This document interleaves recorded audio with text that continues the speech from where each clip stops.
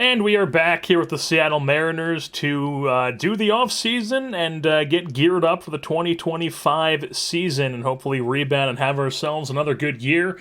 Hopefully win more regular season games and then hopefully be geared up to make another deep playoff run as we fall 2 wins short of the World Series, lose it in 6 to the Braves. So, I mean, incredible run for us as an 84-win team. Especially as a team that missed Jarred Kelenic for a big majority of the playoffs. I mean, both the times we've made the playoffs in this, because we made it 3 times. I forget. He's been injured a lot at the end of the season in playoffs. I think it was the first time and then the second time, and then we lost. Yeah, I think it was 2 out of 3. We've been missing Jarred Kelenic, so hopefully, next year he's not going to just randomly get hurt. In this year, he obviously got hurt in the playoffs, but very early on. So I do have some things written down on what I want to do heading into this offseason. So let's actually move up to the offseason, and then we'll talk more about that. Alrighty, so we have reached the offseason here. We got ourselves a great job season score of 763, so that is good to see. Good to see there, and we are now in the offseason. So we have to take a look at all these arbitration guys and whatnot. I don't think we have any options to... Look at that, our fan loyalty increased to very good. That's great to see. And this is good to see. We are obviously still a small market team, but the fan interest and the fan loyalty is just through the roof right now, so that's always a good thing. And then the first 2 things we need to do here in the offseason is address the hitting coach and our scouting directors. If you remember, Chris Nathan, our scouting director, who's been the thing the entire time, he decided not to come back for whatever reason, so we have to hire a new scouting director, and we also let Bill Miller walk, so we have to find ourselves a new hitting coach, as we have been an underperforming offensive team, I feel like, the past few years under Bill Miller. Let's take a look at the scouting director first, because that's extremely important. So right off the bat here, there are a few guys. I definitely don't want anybody who's not at least excellent scouting amateurs. Generally, I try to go for guys who are blue all across.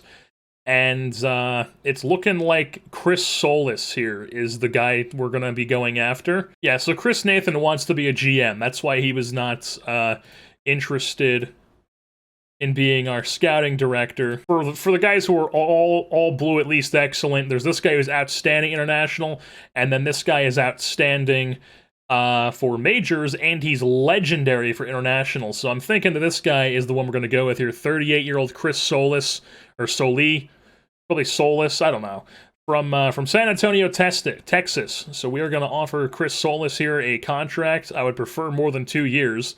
Can we give him like for 5 years if I bump it up? Give him like, I don't know, 4,500, 4,700. 4,700, I'll give him that. I think we just go with Seitzer here, just because we're trying to improve the bats anyway, so we might as well just go with him. We're just going to offer him what he wants. Or I might give him a little bit of a raise here. We'll give him like, I don't know, 440K. See if he accepts that. Now, as far as the other things that I have written down for my goals heading into the offseason, just things that I have on like the top of my head that I for sure want to do. There's not in any particular order. There's a couple things. There's one, trade Kim. So Kim in our organization, I should probably flip this back here to those. And where is Kim? This man right here. Ha-Sung Kim has not been great for us. Wasn't even good in AAA. And he's making a decent chunk of change. So his contract, he's signed through the 2026 season, so this upcoming year, and then he's got a team opt-out for the next season. So we could just kind of hang on to him for a year if we don't want to, if we can't trade him and just kind of like pay him that $17 million, just have that as dead money, and then just opt out for 2026, and then just release him, rather, or like not bring him back. He's still going to be arbitration eligible after 2026. Or we could try to include him in a package with like a bunch of prospects and maybe pick up like a veteran bat who could help us, which moves me to my next point of improving with the bats, because obviously we're not going to be able to bring back Juan Soto. I'm just not going to bring back, Juan Soto. We're not going to be bringing him back because we just cannot afford him. I mean, he wants $50 million. We can't afford that. We just can't. We're not giving him $50 million Polanco was not great with us, and he ended the season on like just a ridiculous cold streak. A lot of it had to do with his BABIP, but I mean, I just feel like we could probably do better at the corner outfield, so we need to pick up corner outfielders. I do not mind if Kyle Lewis is the fourth outfielder this year. Maybe Clase becomes a starter this year, but I think I would prefer picking up at least two proven bats, guys who are going to be big bats in our lineup, and possibly a way to acquire one of those would be in a trade, including Kim, to also dump his contract. Now on to the next thing on the docket, we have Trey Turner, who we obviously picked up at the deadline last year from the Texas Rangers, and he wasn't great in the regular season with us, but he had a pretty good postseason, I'm pretty sure. If I go to his postseason numbers here, maybe not. Maybe he didn't have a great postseason. Yeah, no. I guess he didn't. I guess he did not have a great postseason. So do we want to keep Trey Turner around, is the question, or do we want to try to trade out of his last year of his deal? Because he's getting paid $7 million this upcoming season. Do we want to keep him around as a veteran bat, or do we want to get rid of him and let's see here, and let our young guys take over? Because right now, Trey Turner is obviously our second baseman. Keith Ron Moss is a guy who is definitely going to be a part of our plans here for the upcoming season, I'm thinking. Whether that's going to be a backup infielder, whether it's going to be a starting infielder. But I would like to see Keith Ron Moss and Brian Rocchio stay on the team this year if we can't combine them in a deal to maybe pick up like a better guy. You know, maybe we trade Moss and Rocchio together and pick up like a really good infield bat to also replace Turner. That could be an option too, because the thing with a lot of our prospects is we have a lot of like fringe guys, a lot of like 45 potential. This is OSA's ratings for these guys because, what am I trying to say? Because we don't have a scout right now. But so somebody like Delgado, also somebody who could be on the team. But like I said, we have a lot of fringe guys who maybe aren't going to be like all-star quality unless they kind of have like a really good season and like the talent randomness changes for them. Somebody like Bonacci as well. Even Cesar Esturris Jr., who OSA is not very high on. Chris Nathan thought pretty decently of him, but seems like maybe he's not going to be really that big of a thing. But we could do something like that where we kind of trade somebody. We could, like, package together a bunch of our 45 potential prospects and get, like, a better bat to be in the order in the middle infield. Or we could just keep Moss and Rocchio and try to improve and have one of them as a bench bat and try to improve at second or third base here. Probably third, because I feel like Moss is more of a second baseman than he is a third baseman. And then we have to ask ourselves, is Patrick Bailey for real? OSA seems to think he's of a fringe guy. That was my basically evaluation of him the entire time we've had him up to AAA, as he is a fringe major league catcher. But I mean, the guy had a 2.4 WAR in AAA last year. He came up and hit well in 13 games at the end of the season. So well enough that we kept him as the bench bat heading into the playoffs, and then we were like, all right, Cal Rowley's struggling, and we all saw what Patrick Bailey here did in the postseason. 16 games, 344, 355, 656 slugging, 4 home runs, 7 doubles, 21 hits, scored 9 times, a 175 WRC plus. What did I even just say there? WRC plus in the playoffs. So the guy was incredible. Do we see if maybe he's just one of these guys that like scouts don't like, but he produces for whatever reason? Or do we kind of just chalk this up to being a fluke of a season? And then the other thing I have written down is literally in all caps in my notes app, do not sign any, with a bunch of like stars around it, pitchers, 10,000 exclamation points. Not even a reliever for a couple million. We do not need any more pitchers. That's something I kind of got myself into this year with trouble, because we signed... Here we go, I found him. It's Ding Bong Che. Got myself in a bit of trouble with a guy like Ding Bong Che, who we're not paying that much. It's only like 2.7, then 3.3, and 3.4. But we signed him to a 4-year deal because my scout really liked him, and I figured maybe he'd be like a really good arm to have. But his performance wasn't the best, but it also wasn't the worst. And we definitely don't need to go out signing any more guys like this, because we've seen that we can get extremely cheap production from our bullpen. So somebody like Wyatt Mills, who's probably going to be jumping up in the arbitration this year.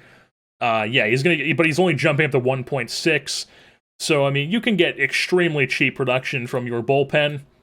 And then even once somebody like Wyatt Mills jumps up into like the multi-million, like 3 million, even 5 million numbers, or if they're like a really good closer, like Sam Delaplane is probably going to end up wanting a huge chunk of change or something, not huge, but huge for a reliever.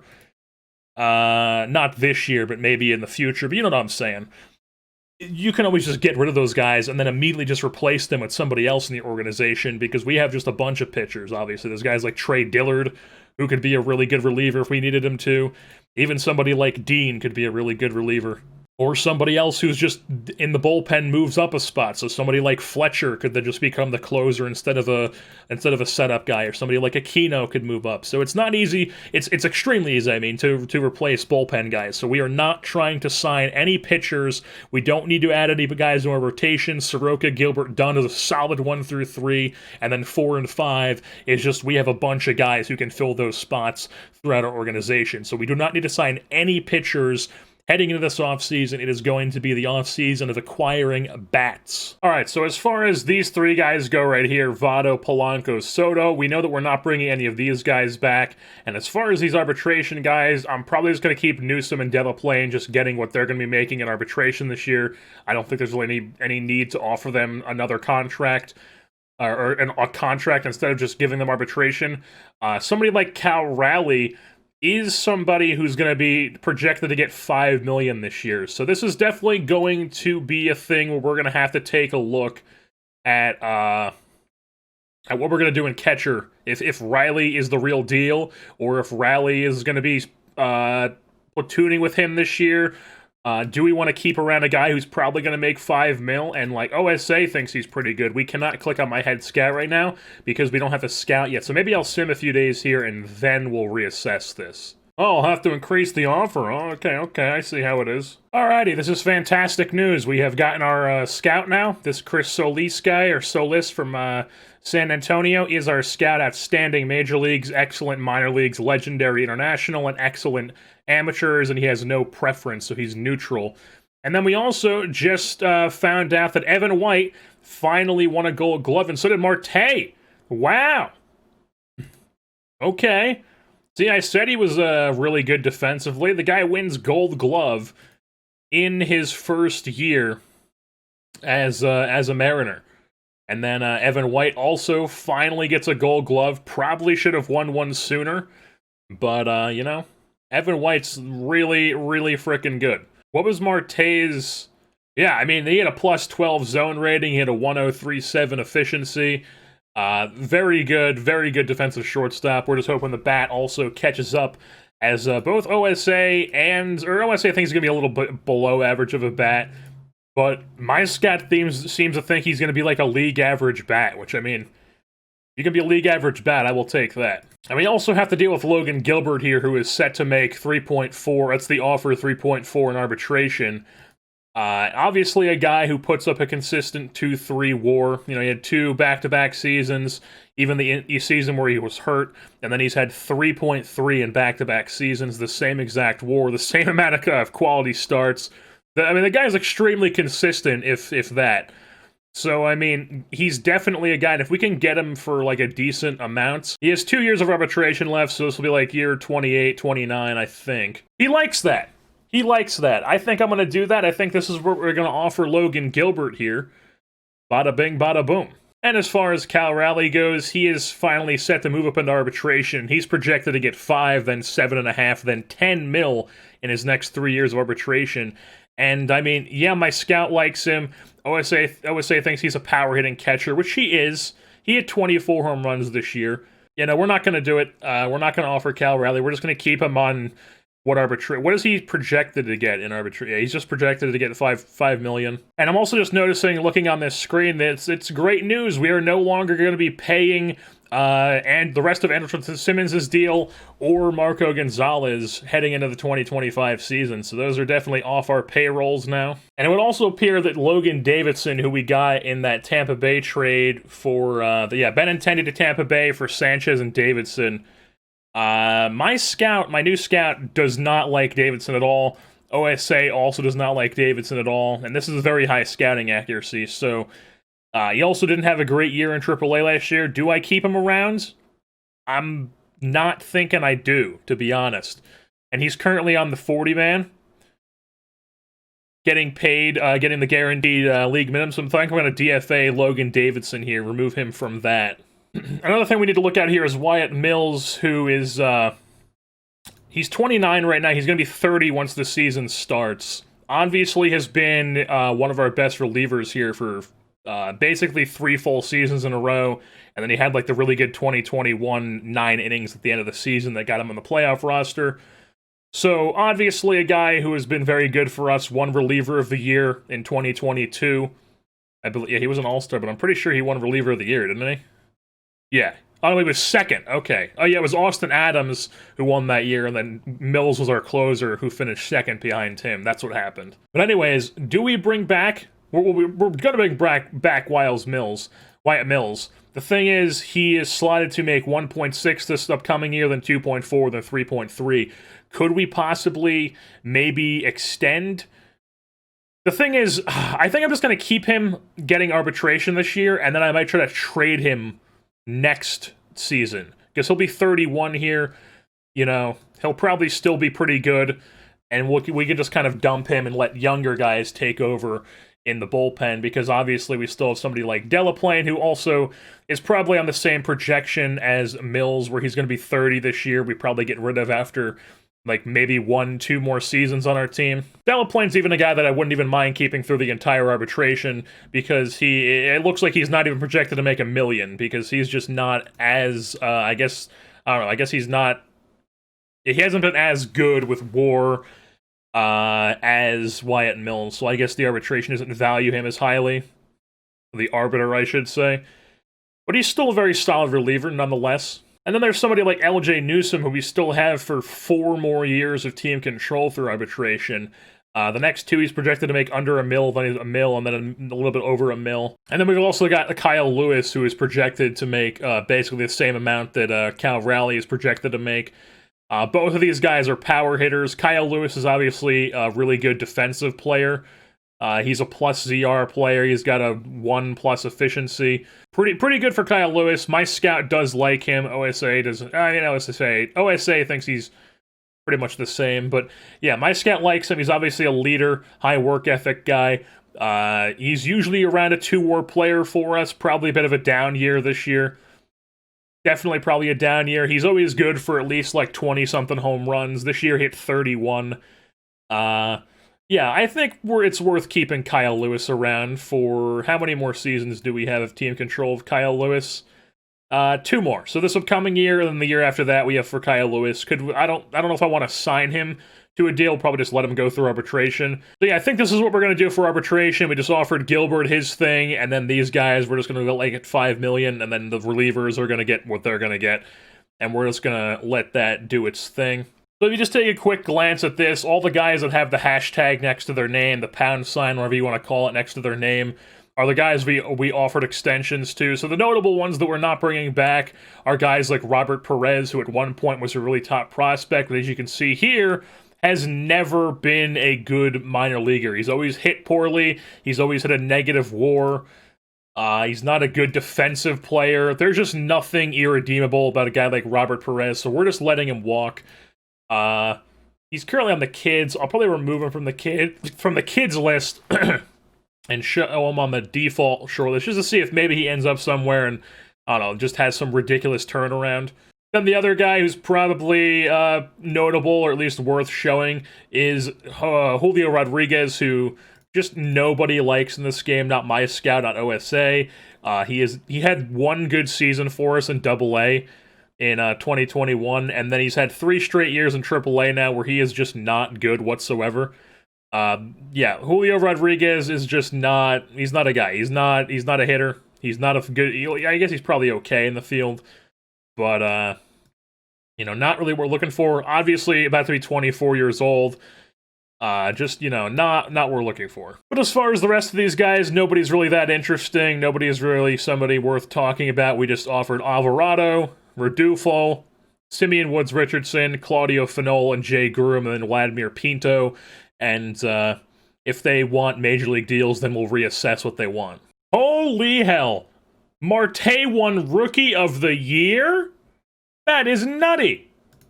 Oh, Kevin Seitzer agreed to his coach as our contract as our hitting coach.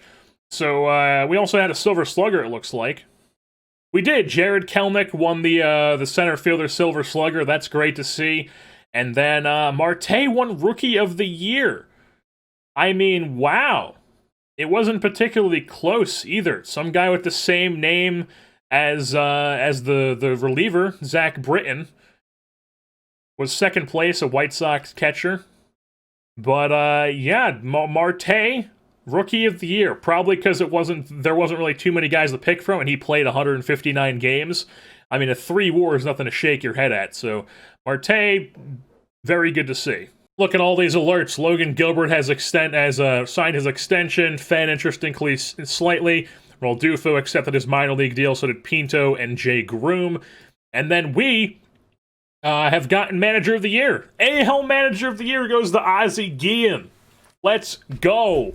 We get rid of Service, we make the playoffs, go on a deep run, and Ozzie Guillen gets Manager of the Year in 2024. What an incredible year for Ozzie Guillen. Oh, baby, there it is. Jared Kelenic was the 2024 American League MVP. Fenol accepts his extension. Simeon Wood-Richardson wants a major league deal.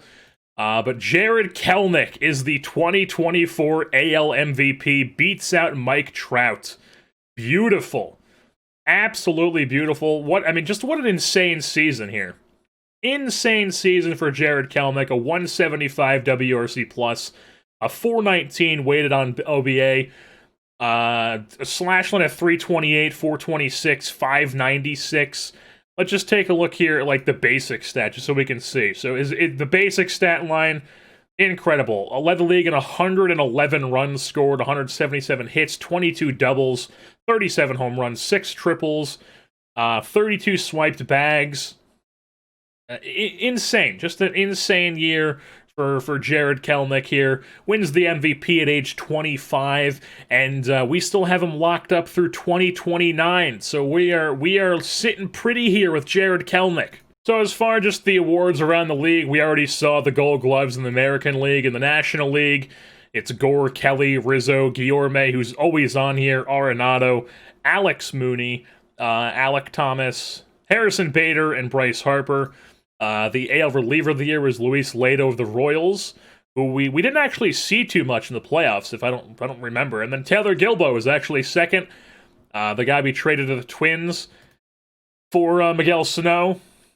The NL reliever of the year was Jose Alvarado, who is apparently with the Cardinals now. They traded for him in 2020, and he's been there, and he's been really good the entire time. Like, really good.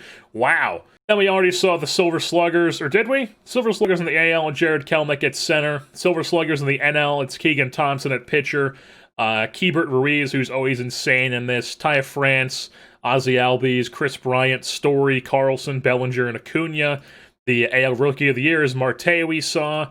The NL Rookie was Grant Levine of the Dodgers, followed by Diaz Toglia, who I believe is also, not the Dodgers, of the Rockies. And Toglia, who I believe is also a Rockies prospect. Yes, he is in real life a Rockies prospect.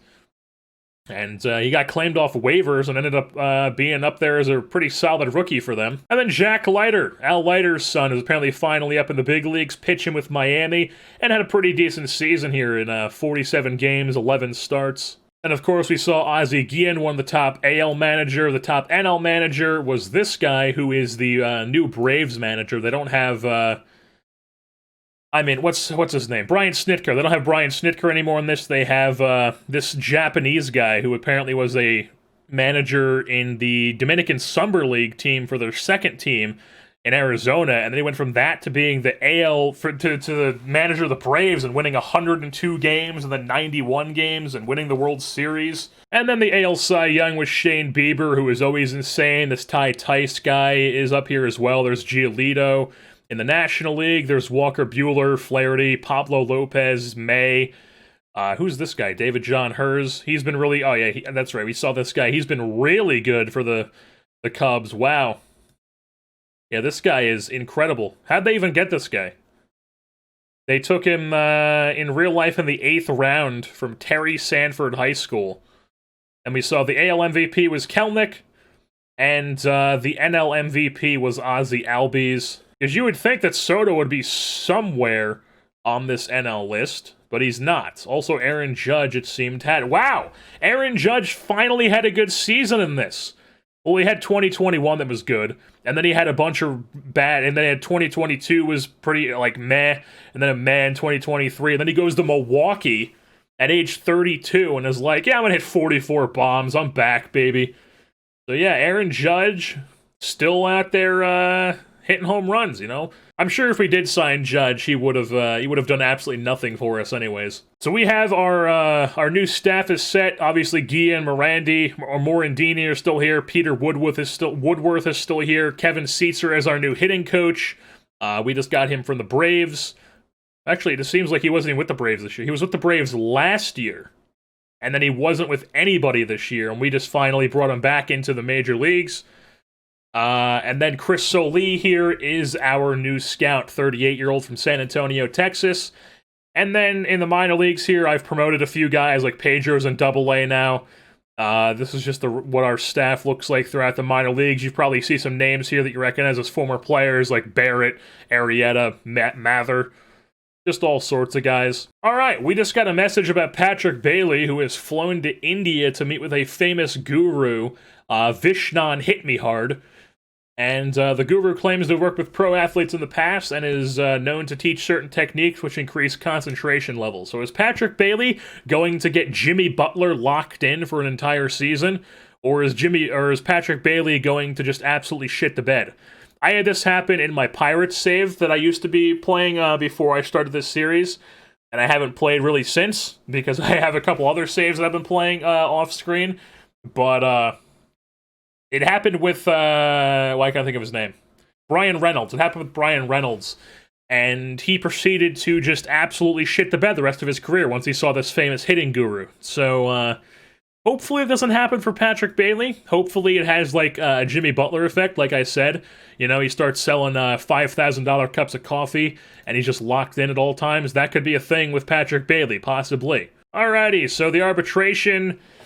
Raleigh and Lewis get what we expected. Newsom gets under 1 mil. Delaplane gets under 1 mil, and then Wyatt Mills gets slightly over what we offered him. But that's fine. And it is now free agency time, as the guys have filed, and we are going to take a look here into free agency and also try to make some trades. Alright, so here in free agency, we have basically just under 23 million to spend, and just basically at 29 million extensions, which is not the same thing as free agents, obviously, but so yeah, obviously we're not going to be bringing in Juan Soto or Mookie Betts as a corner outfielder to help us. As much as that would be cool, as much as I would like to be able to bring back Juan Soto, I mean, we're just not, we can't. We cannot bring him back at 55 million. It's not happening. The corner outfield is definitely something that's our main thing we want to improve here, and I don't want to wipe out every single dollar I can spend in free agency by getting somebody like Joey Gallo, so we're not going to be offering him either, I don't think. Yeah, no, I'm not trying to offer Joey Gallo either. And I'm not particularly liking any of these other guys that are here. Like, you know, like maybe one of these 50 guys could be somebody like Tyler O'Neill, possibly. He could, yeah, what is this about? Oh, no, he wants 18 million. What is happening there? Yeah, okay. I was going to say, this guy is only a 50 rating, and he's been really good the past 2 years, and he's incredible. But he wants 18 million, which would wipe out a decent chunk of change for us. And I don't really think, also we would lose a draft pick, which I'm not really trying to do. Now, obviously, we're not trying to go like somebody cheap here and hope he's something like Chris Taylor here. I don't want to go cheap here, but I also don't want to like wipe out, because I only have 20 million to spend. It's not like I have a bunch of money. Billy McKinney is actually probably an option.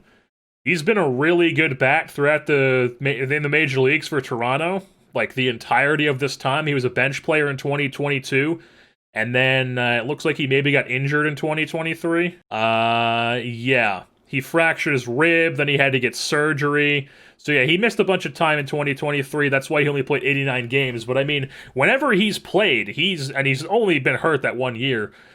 He has been really good. So maybe Billy McKinney is a guy we bring on here. 30-year-old Billy McKinney from Plano, Texas. I'm thinking, yeah, we're going to give Billy McKinney an offer here as a corner outfielder. Do we want to give him 3 years? Maybe the third year will be a team option. We get him for 2 and then maybe bring him back for a third. Yeah, he likes that. We'll do that. We'll offer that to Billy McKinney. Go ahead. Bang. Come on over. All right, so I'm looking at the trade block here. This is literally every single hitter that's on the trade block. Dragnet's still here as a guy they are just not using in the big leagues and hasn't been great in AAA. We're not trying to reacquire Dragnet. Somebody like Jeff Mcneal at $18 million for the next 2 seasons with 2025 and 2026 left in his deal could be a thing. I'm not like itching to go and add a contract like that to our team, though. Like, if I was going to pay somebody this amount of money, I'd probably just go and, like, I don't know, try to jip Joey Gallo down to that price. Ryder Jones is a guy here who has 1 year left on his deal. He could be a very good third baseman for us if he does what he did with the Twins. So he was with Boston for the entirety of this series as, like, a bench bat and did nothing. Like, he was just okay. You know, he had a good year as a bench player in 2023, and then he left Boston and came to Minnesota and was like, yeah, I'm the starter now. I'm going to hit 15 home runs, 41 doubles. His walk and strikeout rate is pretty much the same. His WRC plus isn't that impressive, but he had a 3 WAR, probably because he was actually not great defensively. I'm not sure how he ended up, probably just because he hit so much, I guess.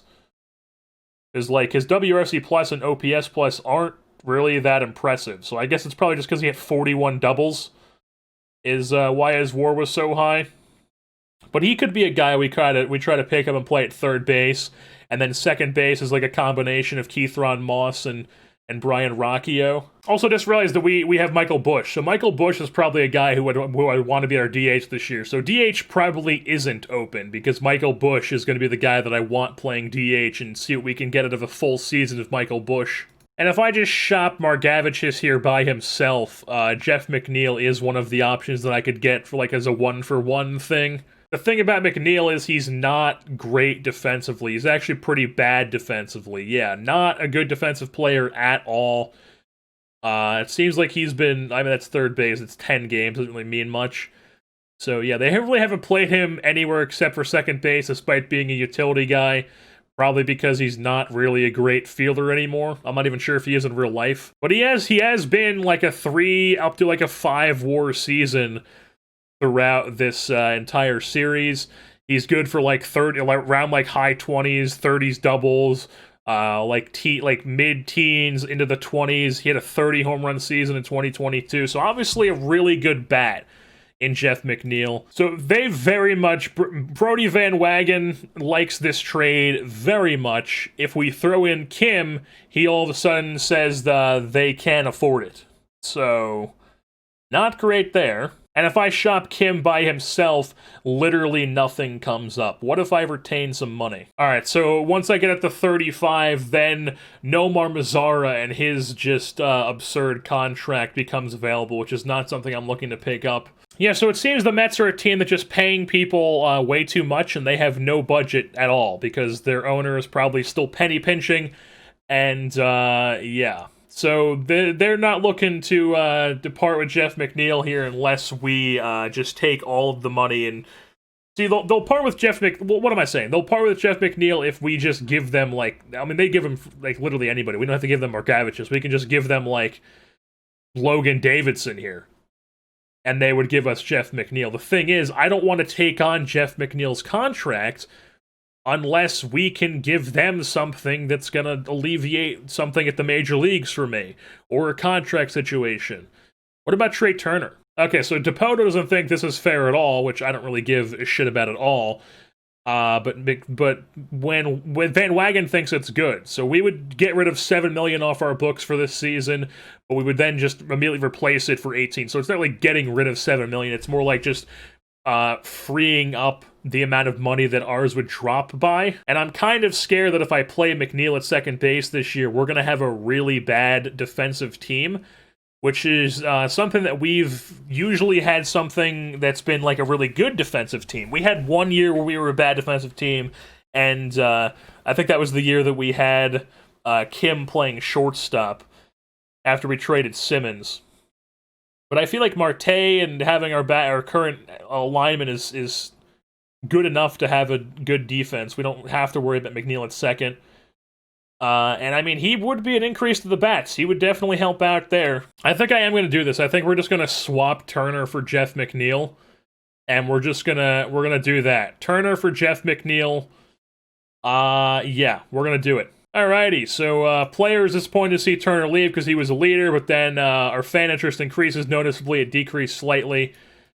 So yeah, Turner is now going to be on the Mets. Jeff McNeil is now a Seattle Mariner. So I've been sitting here just not talking, trying to get something for Ha-Seong Kim or something, trying to manufacture some deal to get rid of Kim's deal.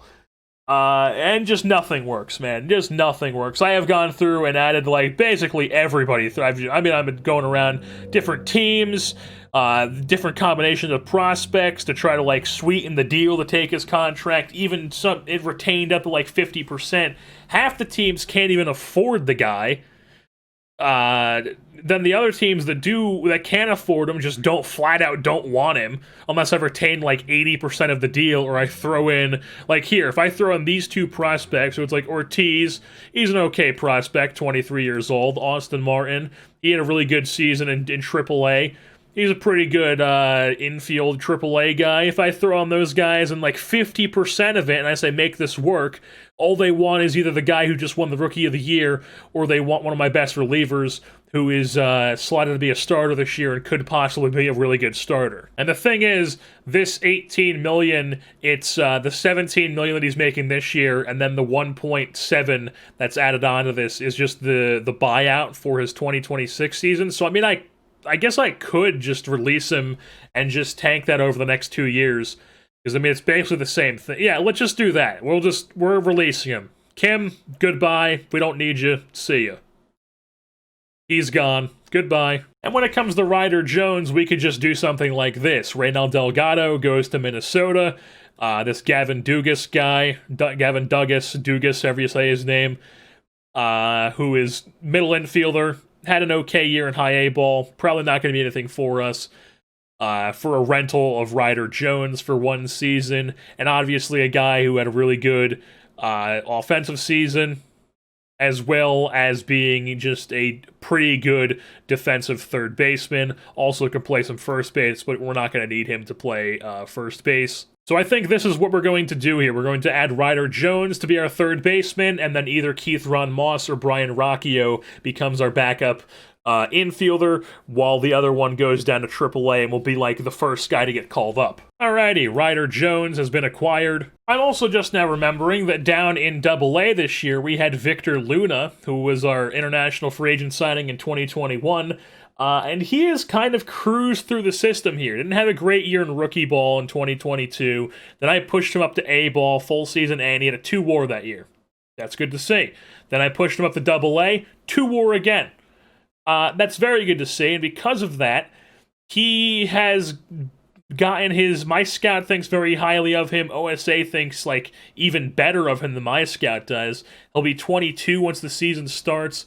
He currently does not expect to be in the Major League roster, but Victor Luna is a guy who's, I mean, he's really good. Yeah, so I think this isn't going to deter our plans too much. I think we're just going to keep Luna in AAA to start the year. He's going to be in right field to start the year. And then if he just, is just destroying AAA pitching, then we'll bring him up, obviously. But right now, we're just going to keep him in AAA and keep Mckinney coming in. So basically the plan is Mckinney is going to play right field. Clase will be the fourth outfielder. But if, like, Luna is tearing the cover off the ball in AAA, then, one of these guys could possibly move. Like maybe McKinney becomes the DH and Bush becomes the backup first baseman, or maybe Bush isn't playing well, so maybe we send down Bush or something and just put Luna in or something.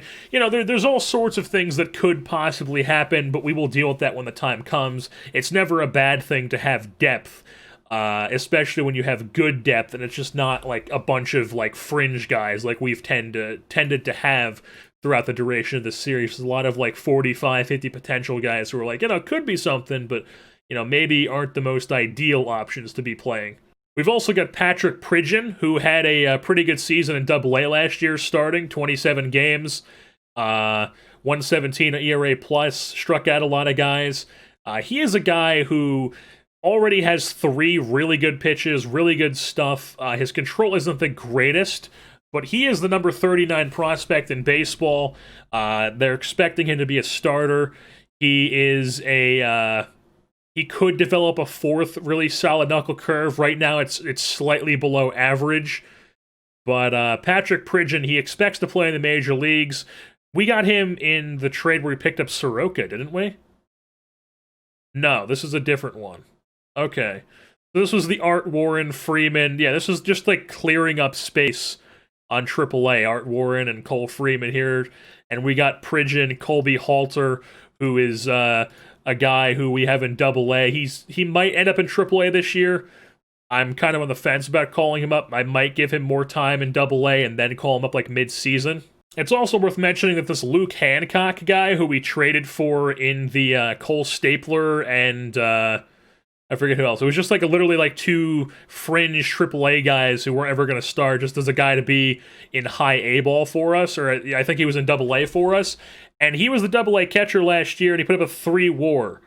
So, not the greatest offensive catcher, but I mean, he put up a 3 WAR, so he's definitely got to keep an eye on here, as we're gonna have to make a decision on the AAA catchers here, because I don't think Carter Binns is a guy who really has much of a future in our organization. Yeah, so Carter Binns, we're just gonna cut the ties on him here as he is gone. And our AAA catchers this year are going to be Luke Hancock and MJ Melendez, who was our 3rd catcher, and he's going to come up if somebody gets hurt, obviously. What?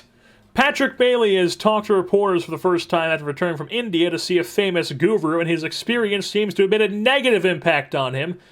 And he now thinks baseball is not the most important thing. So my reaction is either do nothing, flat out release him, or suspend him for 7 days. I feel like do nothing is the only thing you can really do here, so do nothing. Alrighty, so Juan Soto has signed with a new team, and that team is the Toronto Blue Jays. It seems like they actually worked some deal at where it's, how did they get him at 25? How did they get him at 25 million? Not that we could have afforded 25 million either, but how did they get him at 25 million? That is what? And it's also the Rule 5 draft.